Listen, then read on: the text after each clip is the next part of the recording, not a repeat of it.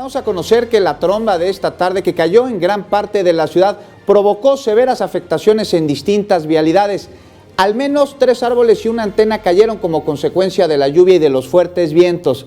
Al respecto, Protección Civil reporta que los drenajes de la zona metropolitana están ya a su máxima capacidad y por las condiciones climáticas la alerta de lluvia fue actualizada. De amarilla pasó a naranja para las siguientes delegaciones. Son Álvaro Obregón, Coajimalpa, Iztapalapa, La Magdalena Contreras, Miguel Hidalgo, Tlalpan, también Venustiano Carranza. Y la alerta de lluvia se activó en amarilla para Azcapotzalco, para Benito Juárez, Coyoacán, Cuauhtémoc, Gustavo Amadero, Iztacalco, Tláhuac y también Xochimilco.